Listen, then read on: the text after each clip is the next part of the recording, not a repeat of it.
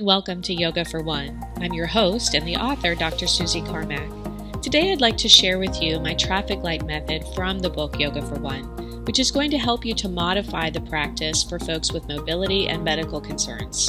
In the red zone, we use the chair for support, yellow zone blocks, and work up to using the mat in the green zone. Although you might think that we would start in Warrior 1, in the red zone we start in Warrior 2, sitting on the edge of the chair, turning one hip out and one hip in. We can see how we do with a little bit of side body stretch, a gentle reverse warrior. We keep the elbow bent to be careful of the back.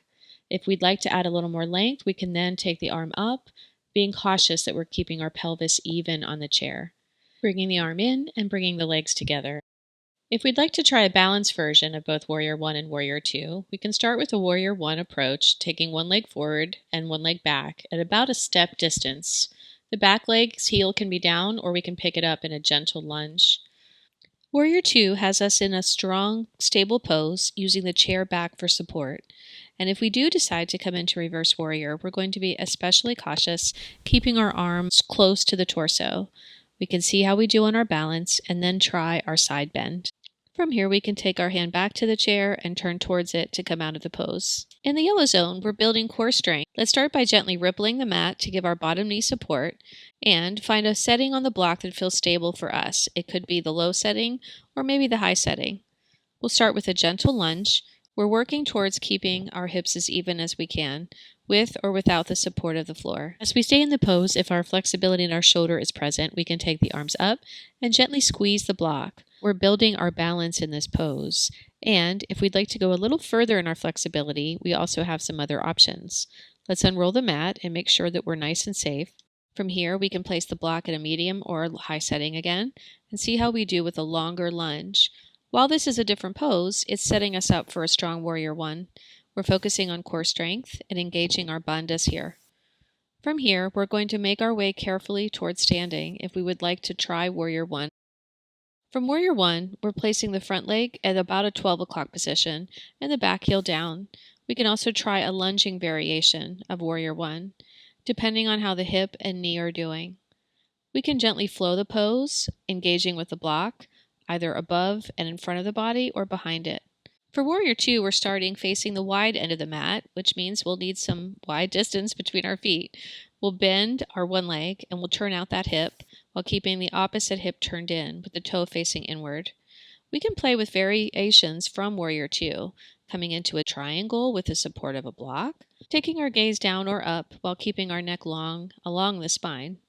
We can bend our knee and come through Warrior 2 and choose other variations such as Reverse Warrior.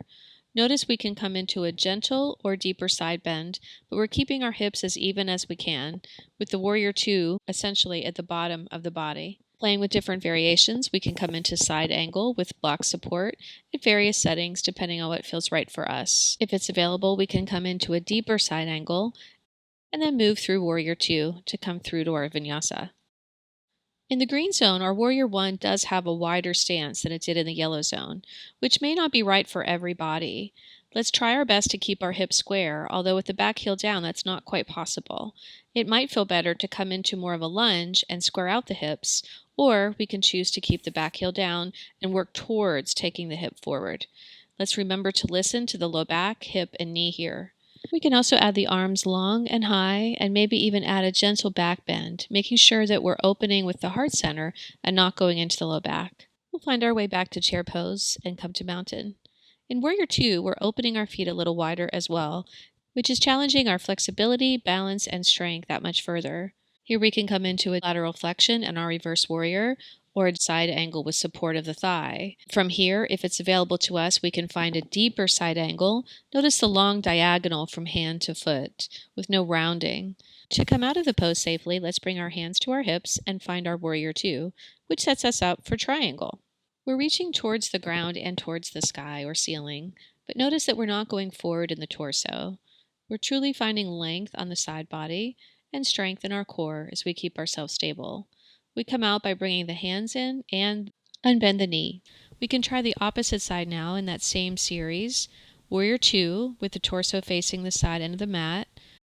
Finding our gentle side angle with support from the thigh, or our deeper side angle, making sure the knee is above the ankle. We can also come back through Warrior Two, finding our centering strength, and once we're stable, find our reverse warrior. Here we're breathing into the heart space. For triangle pose, we'll lengthen the front leg, come carefully sideways, and find ourselves reaching up and down evenly, almost like a two-way arrow to earth and sky. Coming out of the pose, we'll turn towards the mat and come through chair.